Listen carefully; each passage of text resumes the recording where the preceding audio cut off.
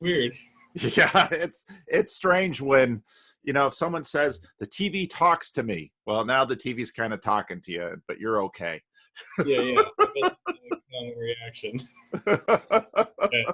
I've been watching your videos for since Peterson started his Genesis series.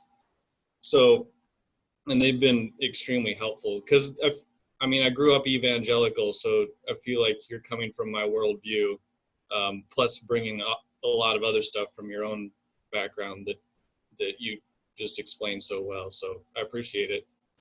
Well, thank you. Yeah. I guess I better introduce myself. Yeah, tell me a little. I am recording it, and I will send this to you, and then you can decide what you'd like me to do with it. Yeah, that's fine. We can record it. My name's Jess. I live in Kansas City. I'm married to my wife, and we have 3 little boys. How many little boys? 3. 3. Wonderful. So 12, 10, and 7. Oh, and awesome. They're getting excited about Christmas and all that. Oh, yeah. And then I'm in my office right now. I'm an animator. Oh, okay. I have a small animation studio. Fascinating. It's interesting. A number of people are illustrators and animators who watch my channel. Again, a lot of the people who watch my channel are people who can spend some time at work and just have extra headspace to fill. So. Right. Yeah, and I'm high in openness, so I'm just constantly just listening to podcasts all the time, or else I can't work without listening to something. Yep. Sometimes I'll spend an hour just trying to find something to listen to rather than work with nothing. I can't wash the dishes without listening to something. It's well, that's right. Not true. Not that I can't, but I'd rather not, generally speaking. So I get that. Right. I totally get that. So what's on your mind? I wanted to talk to you about the Book of Job. Okay. I've been thinking about the Book of Job for a while. It's been 5 or 7 years. It's been really on my mind because I was trying to figure it out, and I feel like I've come to some realizations since about a year ago is when because Peterson was doing Genesis 1, and then it's the tohu wabohu and the chaos and stuff. Yeah. And then you posted a video about how Jordan Peterson's influencing the way I read the Bible, and you went into how the idea of chaos, and I actually just rewatched that video. It was from December 27th or something. And then who was it? John Walton. You brought in John Walton into the picture, and that was unbelievably helpful. I think you brought it to me the idea of the chaos monster, yeah. and that was from Peterson bringing up Tiamat and Marduk. Yeah. And so because the thing about the Book of Job that I could never figure out is what the heck is this Leviathan thing, and what's it doing in there? Why does God's speech build up to Leviathan? Why is that the climax of what God says? It doesn't make any sense. Because growing up, I was around a lot of young Earth and that world. Mm-hmm. So Leviathan was just an alligator or a dinosaur or something. Yeah. And it just never made any sense to me. So I was like, oh, this has to do with chaos. And I don't want to go too long because I want to have a discussion about this, but I kind of just want to outline how I look at it now and see what you think. Mm-hmm. So I think Genesis plays a key role because you got the tohu wabohu, you have the primordial chaos, and kind of taking a hint from Jonathan Pagenaud and his brother Mathieu Pagenaud. Yeah. I can't remember how to pronounce his name. Those Frenchmen, why don't they use English names? No, it's not easy. But I got his book, that Symbolic Book. I don't know if you ever got a chance to read it. I've looked at about half of it. Yeah, and the one thing I liked was that he just is like, I'm going to start with the basics of what Genesis says, and I'm going to build as if it's laying out the world. And so he develops these concepts through the book. And so I was like, well, what if I just do that with chaos and just say, like, what is this chaos at the beginning of Genesis? Well, it's the raw material with which God creates with. So that goes along with kind of Peterson's idea of the potential, the chaotic potential. So it's not, so we're getting away from chaos being evil or whatever, but it's this potential. So I was like, all right, so let's just call chaos the potential or the raw materials that God creates out of. Like that's the clay for the potter. That's the wood for the carpenter. So getting into the book of Job, Job is introduced. We know he's a good man and he's a righteous man. He's not perfect, but he's the best man. Have you considered my servant Job? Right. And then we get into this scene in heaven, and Satan shows up while God's managing the universe. The sons of God show up, and then also Satan among them. Yep. And then Satan says, I was going or God asks, where have you been? Satan says, I've been going to and fro about the earth. And I was looking through all the commentaries, and there was one that struck me, was that it's like the back and forth and circling of like a predatory animal. And this was key for me because when God says, have you seen my servant Job? He's almost being a little sarcastic because he already saw Satan is doing this predatory circling thing, and who was at the center was Job. And so Satan says, of course I've seen him, but he's not righteous on his own. He's righteous because you protect him. And so for me, there was the accusation against Job. Job's not good, he's just protected. And then God, Job's not righteous, he's just protected. And God, you're not good, you're just powerful. So God says, all right, and he agrees to take his protection away, which is funny. And I now see it kind of like God is up to something, and we don't know what yet. And he's acting kind of, because he should have just shooed Satan away and just said, get out of here. What are you talking about? You don't know anything. But it's like God saw some sort of opportunity to take. So he took it. Anyway, so then Job loses everything, his family, his wealth, his health. And then his friends come, and they sit in silence for 7 days. And then Job speaks. And this is when Leviathan gets brought up first. Because Job curses his birth, which is significant because at the very beginning we learned that the family celebrated birthdays. That was like the big thing they did. And on the oldest brother's birthday is when all of his children died. And so he curses his birth. He says, I want to be unborn. I don't ever want to have lived. And he calls out kind of he says, those that curse the day, rouse up Leviathan to undo my life. Because he's thinking in his mind, he's like, if anyone can undo my life, the monster, the chaos monster can be roused up to undo everything. That's how much he was in sorrow. So this is where Leviathan gets brought up first. And I was like, so Job knows about Leviathan, and this is, and so he knows about Tiamat, and he knows about, I think it's Lotan, which is a variation, which is the root where we get Leviathan.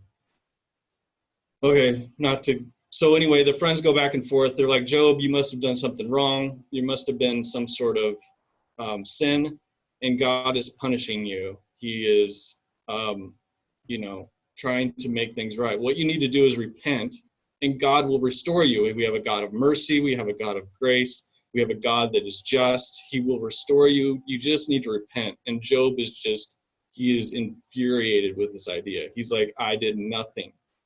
And we know from the beginning that he didn't do anything.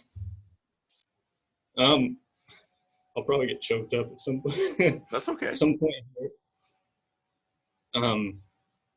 Just because, it's just such a. I cry easily anyway, but it's just such a archetypal story of suffering that sometimes I can't make it through it. So anyway,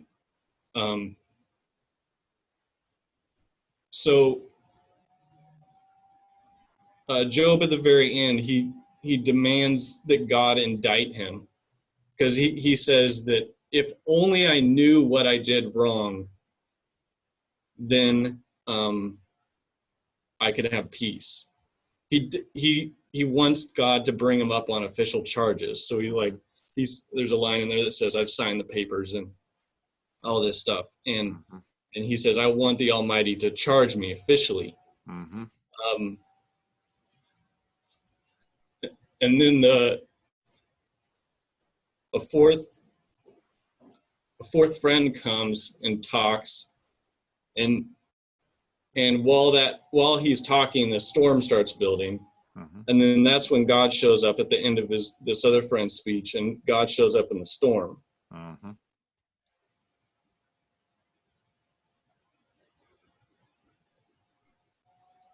And God's pissed mm-hmm. at the idea of bringing up Job on charges. Mm-hmm. And he's angry at the friends. Yeah, and he's angry at the friends. Yeah.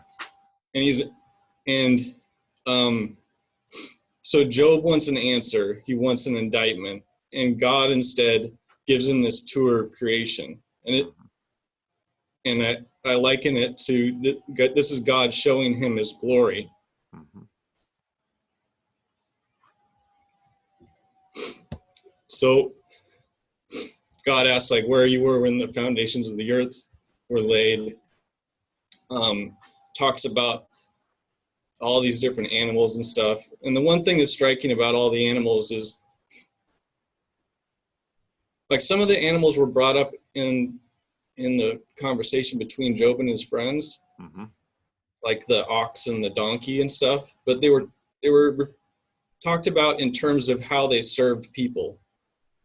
Like, so they were work animals. And then God talks about them in the wild sense. So there's a wild donkey searching for grass, and there's the wild ox, and like, he doesn't want to do anything for you. Like, how are you going to, what does the wild ox do for you? And everything is almost devoid of man, what God is talking about. And I say that just to say that God's saying, you don't understand your suffering, but do you understand any of the world at all? Yeah. Like, do you understand where the mountain goats give birth? Yeah.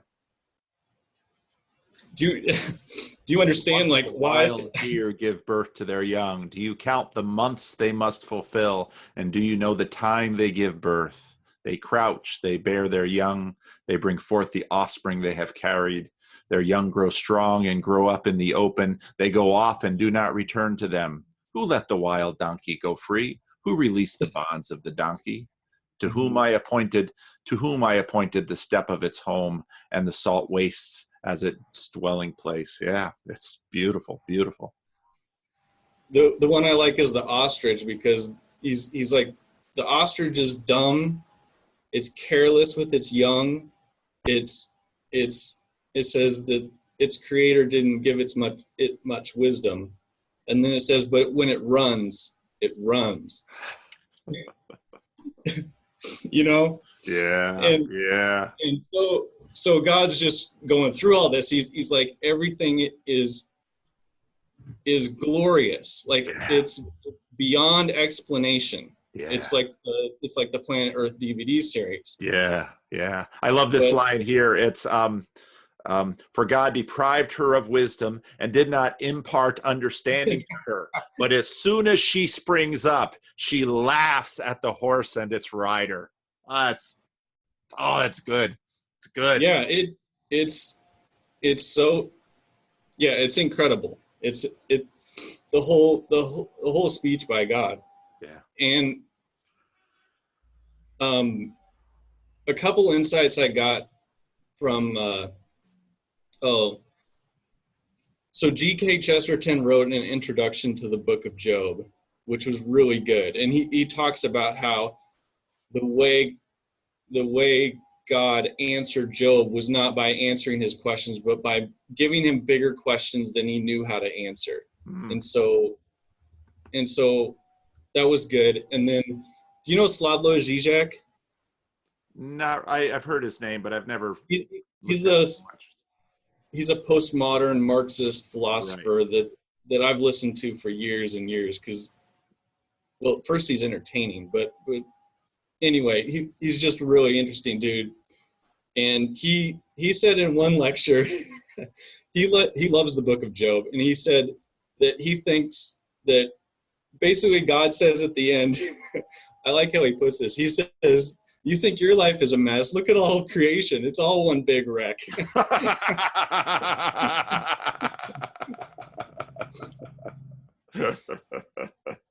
what I like about that, like, it's not orthodox, but it gives the sense that it's unexplainable. Right. Like you can't get your head around it. It's simultaneously meaningless and more full of meaning than you can subscribe to it. Yeah. So, all right. So then we get to the end of God's speech, and he brings up Behemoth, and then he brings up Leviathan, and the last quarter of God's speech is about Leviathan, like a quarter of what he says, and it makes sense if it's a chaos monster. And what's a chaos monster? Well, the ancient stories were all stories of creation and renewal. So when Marduk fought Tiamat, it was to create the world.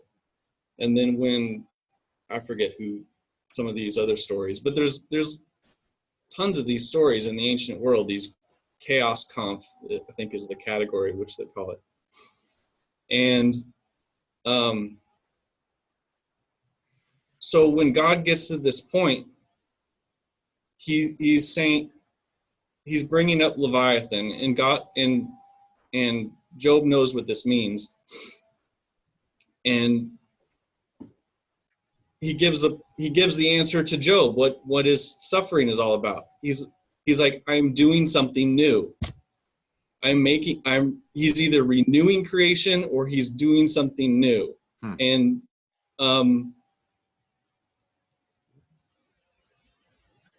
it makes sense to Job. And he has peace, all this, because I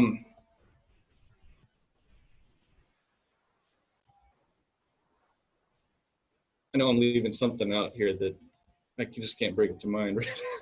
Okay. But I don't know. What do you think about that? Because for me, that struck me so profoundly that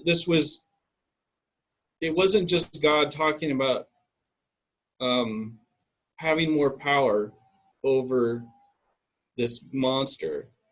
It was him saying, I'm doing something new. This is a new like and this is all like, I feel like I'm not explaining this very well at this point, but. Oh, I forgot to lock the room. Oh. Hang on.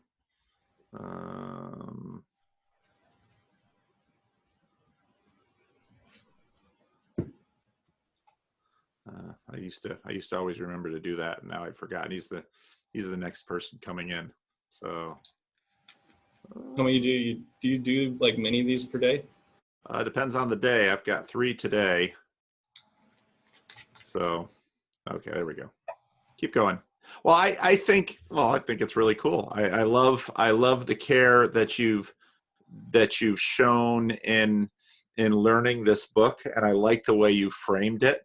You know, the before the epilogue, you know, Job's answer. Then Job answered the Lord, I know that you can do all things. No purpose of yours can be thwarted. You asked, who is this that darkens my counsel without knowledge? But I have declared without understanding things too wonderful for me to know. It's a very common Hebrew answer. You said, oh, really? Oh, yeah. David mentions it often in the Psalms. These things are too wonderful for me to know. Well, what do you mean by too wonderful for you to know? It's human hubris that says, if there's a reason, if I don't understand the reason, there can't be a good one. So if you read, for example, Tim Keller's book on walking through pain and suffering, that's the standard Christian traditional answer about suffering, that just because you don't know the answer to suffering doesn't mean there isn't one. And that's the presumption that we very quickly make.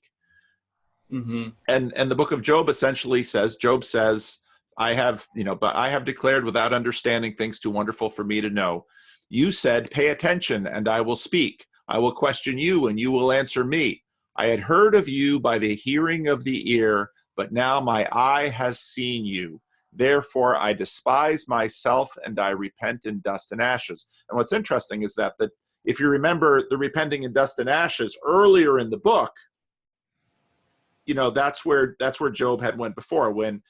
Now it's important to also remember how his family is taken.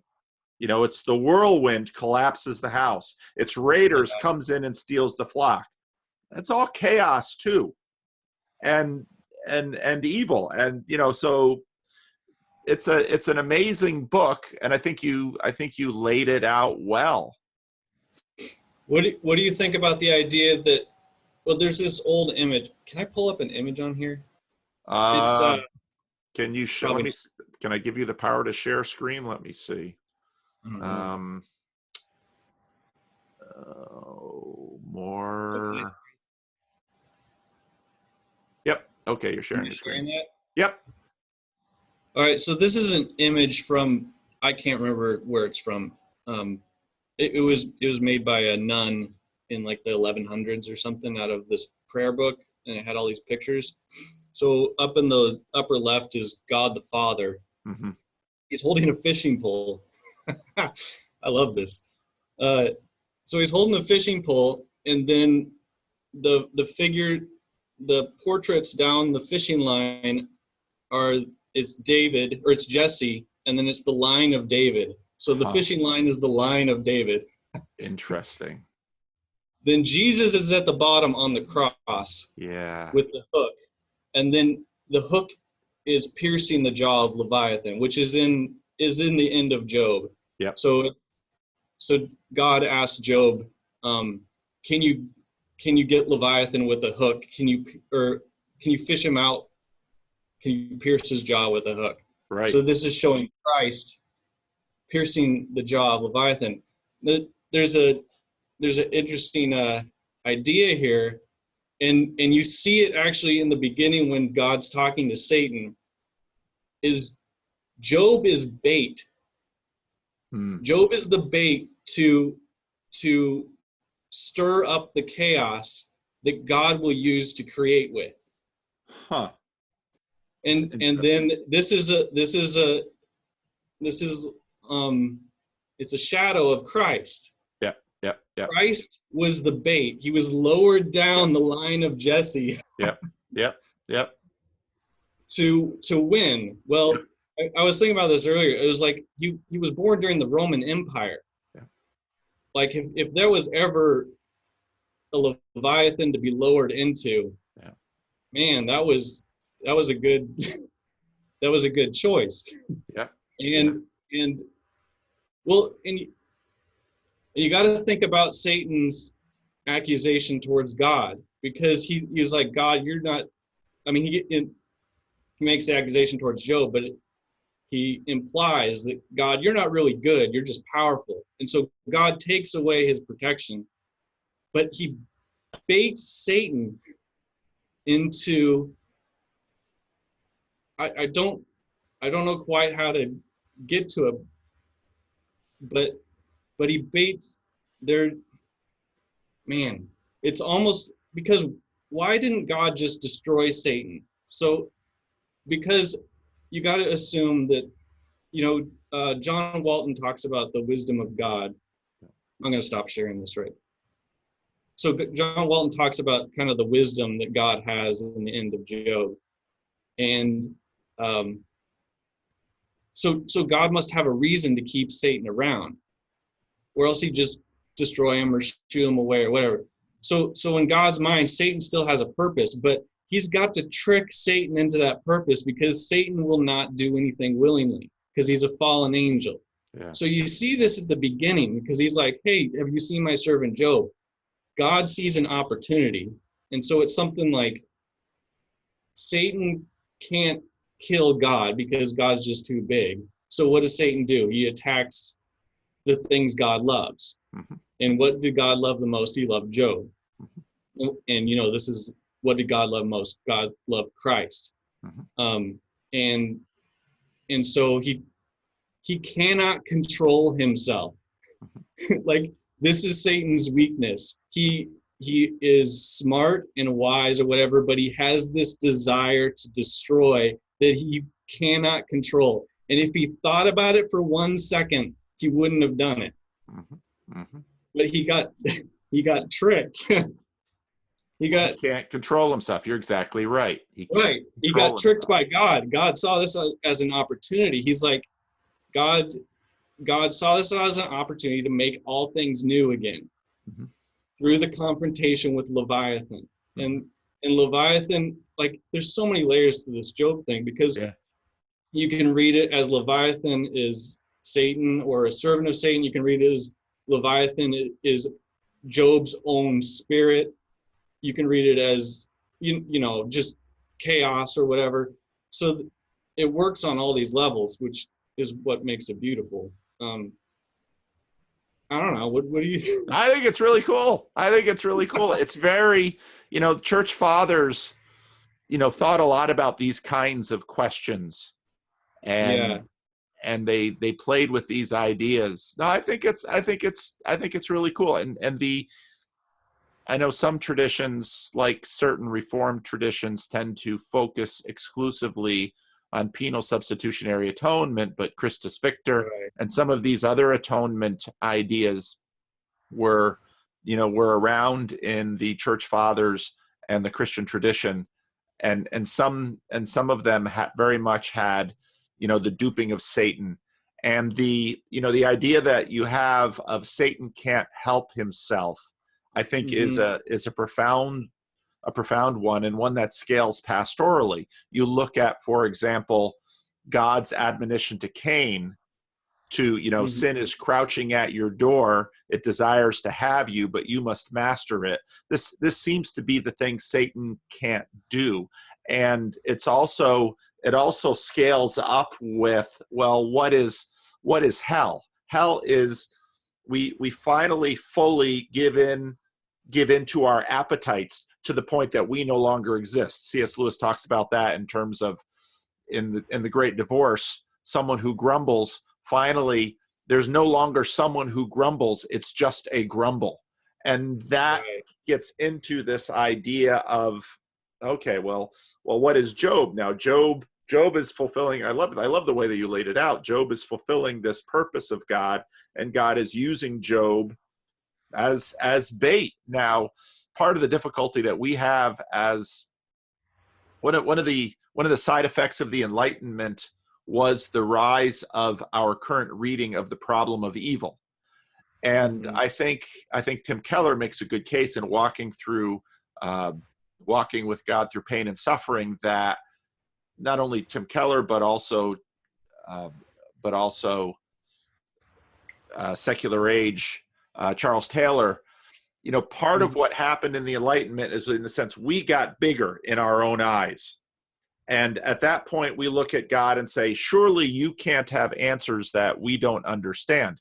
This gets even more true when we get to the point of saying, well, God is merely a projection of what we are. Well, if God is a Right, projection, right. God is less than us. And a lot of contemporary apostasy tends to essentially say to God, we are smarter than you, we know better than you, you are our servant, stay in your place. And the book of Job walks into that and just says, yeah. Well, yeah. Well, I even think that like the Book of Job's interesting even for like the Peterson crowd, because Job was basically the guy who cleaned his room the best, Yeah, to put it in that's right. terms. That's right. And so he's done everything right. He's managed everything correctly. He's kept his house in order. He's got a great family. Right. And then tragedy strikes him, and the question comes up, what is God up to? That's right. And Peterson gives some good answers, like what you need to do is don't make things worse and continue to, continue to struggle with whatever burden reality places on you. But I think the Book of Job is good, because then it gets to the real question of, like, what is reality up to? What's God up to? That there's something bigger going on. And if for the glory of God, I hate, I kind of hate the answer. Like, you got to sort of frame it carefully. But for the glory of God, like, God might need some bait. We are his servants, and we offer Right. ourselves to him, and that is very anti-modern. Yeah. It goes against everything. Yeah. And what's interesting is that, but it's not like God was using Job necessarily. Like, he did, but God needed Job to do something specific. Because if Job cursed God, Satan won this episode or whatever, and we would never have a book of Job. Yeah. And so God needed to trust Job just as much as Job needed to trust God. Like, there was a complete division there where God was like hands off. Yeah. And like, why didn't at the very end God comes in the storm and says, "Hey, good job, Job. We did it." Yeah. He could have. Yeah. But it's almost like he had to release his own wrath against Job to just cement that Job is really righteous, like to defend, the thing that was in Job that God trusted from the beginning. And, this is, I mean, I said it before, but this is like a shadow of Christ, where Job didn't die, but like Christ really went into the belly of the beast. And, if you're really wanting to make all things new, that's the chaos that you got to get to. Yeah. And that's the hero's journey, to go into the belly of the beast, and then and then you come out and into a different world. No, that's right. I think that's all good stuff. One aspect, a little tweak at the beginning of the book, it's a two-sided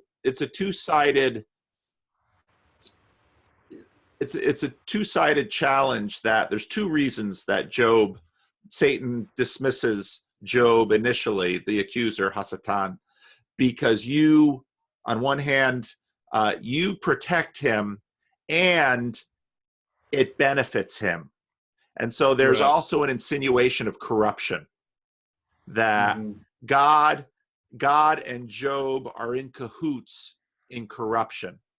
Right. And that also gets overturned, because Job, as the faithful servant of the Lord, it's so completely modern of us to demand that God give us kudos.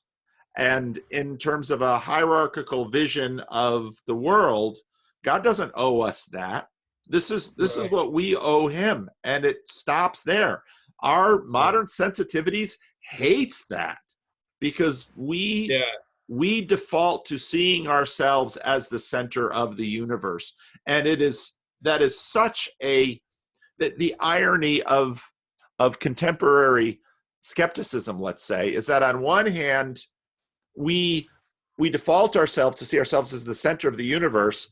On the other hand, all of the new atheists say, oh, but we're nothing.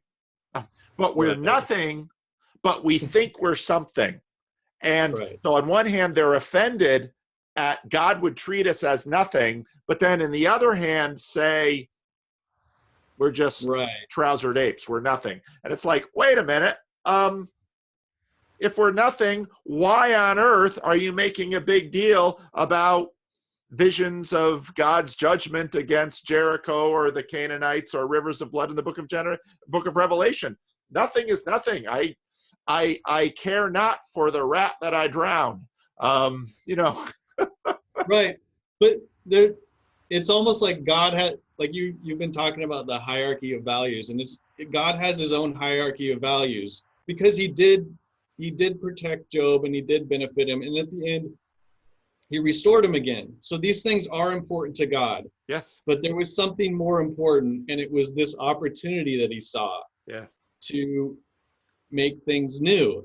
And I think that gets to the highest, what God's highest value is glory, creation, and renewal. And it's something like that. I don't know exactly, but like when that opportunity comes, God will take it. And then we're like, why would you do that? Because there's a chaos monster now. He's like, these are the raw elements that I create with,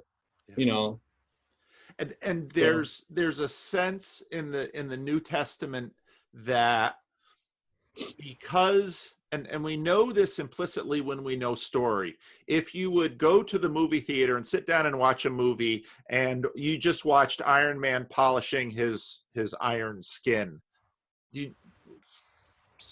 don't want to pay $15 to go watch a movie about that. You go because of the drama, because of the story, because it's the revelation, the book of Revelation, singular, apocalypse. It's the revelation of the hero who, at tremendous cost to himself, rescues the beloved and makes her glorious. There's a remarkable chapter in the book of Ezekiel where, God takes this little baby girl that's kicking in the mud and the blood of her newborn birth and raises her up and exalts her. This is this glorious story. And then she turns on the one who rescued her and sleeps with anybody else. And then God comes and rescues her again. And the question that's always lurking in the back of, okay, so God rescues us and delivers us from ourselves. How do we know in the age to come we won't lapse back and redo this age? Right. And so then you have certain religions that tend to have this cyclical thing. And Christianity says no. And I think the answer is in the book of Job here, because after Job himself has undergone the hero's journey, now he is tested and knows. And the baby rescued by Israel and rescued by the Lord and made a queen, and then a fallen queen, and then a restored queen. Are you tempted by fall again? And the older, wiser queen says, I played that game. I went after those suitors. Right. I indulged my appetites, and I cursed the one who rescued me. And I know exactly what those rivals have to offer. And I now can rest secure with the one I know who truly loves me. There's the story. Mm-hmm. And there's the answer. And you find the story again and again and again in Scripture in lots of permutations. But the book of Revelation, the church is the bride of Christ. Well, the book of Revelation begins, those first chapters, churches are a mess. And, John is, it's the Nicolaitans, it's the Nicolaitans, and you're lukewarm and all of this stuff. And at the end of the book of Revelation, here's the church. And well, why? Why now is the bride ready to become a queen? Well, she has been to the underworld, and she has gained wisdom and knowledge, and she has taken from the tree of the knowledge of good and evil, and now in a sense is ready for the tree of life. And I mean, there's interesting theological conversations that have gone through this infralapsarianism versus supralapsarianism, and there's all kinds of things. But this is the drama of the story, and we are the bride, and he is the master. He is, he is the lover. He is the warrior. He is the hunter, and we will be ravished by him and never more thrilled. C.S. Lewis does that well. And it's it's there. The seeds of it are there in the book of Job, and it's just hinted at. But then, of course, it comes to full flourishing in the revelation of the Son of Man. There's some. I was just thinking about this. That there's interesting parts in Job where it's almost like a mirror image of different parts of Genesis, where like after he loses everything, his wife comes to him and says, why don't you just curse God and die? Yeah. And it's almost like Adam and Eve, where she's offering this to him, and she's not irrational. She's not stupid for saying it. Like, it's the common response. What Job said was the uncommon response. And so it's almost like he didn't fall at that point. Right. And then it's almost the inverse of the flood, where the whole world was fine, just Job was taken down. Yep. And again, the best man on earth. Noah's the best man on earth. Job is the best man on earth. Yeah, no, it's very true. And then something else cool that I learned was so after Job is restored, it goes through and says what happened, and at the very end it says he had 3 beautiful daughters, and these are the names, and the names are significant to how he deals with the aftermath of this suffering. And so the first daughter was called Day, to symbolize he was out of the night, he's into the day. The second daughter was named something that translated into cinnamon, but cinnamon's spice that makes things taste better, but it's also for indigestion. So it helped him digest what happened to him. And then the third daughter was named Horn of something, but it was a container for a specific type of makeup. I don't know if this is totally accurate, but I read in one commentary that makeup was made by the ashes of this seaweed. So it was made from the ashes of the seaweed that was down in the place where Leviathan lived. And so this was taken from the place of Leviathan, and then those ashes were used for beauty. It's cool. And nowhere in all the land could women be found who were as beautiful as Job's daughters, and their father granted them an inheritance alongside their brothers. It's amazing. 7 sons and 3 daughters, and the most beautiful daughters, and they received inheritance just like their brothers. After this, Job lived 140 years. He saw his children and their children to the 4th generation, and so Job died old and full of days. Oh, it's great. It's great stuff. It's amazing. So, yeah. Well, thanks for talking with me, Paul. This was so much fun. Thanks for sharing this with me. I loved how you laid it out and went through it. And it's you know, uh, people, you know, one of the joys of, I listen to people talk about the Bible and I think, you don't know anything about the book. It's you know, you spend some time in a story like this and you just realize, you know, this is the best literature. You know, this is some of the best literature in the world. It's just, I know. I mean, set aside the religious aspect. It's just astoundingly good. There I it know. is. And the deeper you dig into it, the more you see, and it just takes your breath away.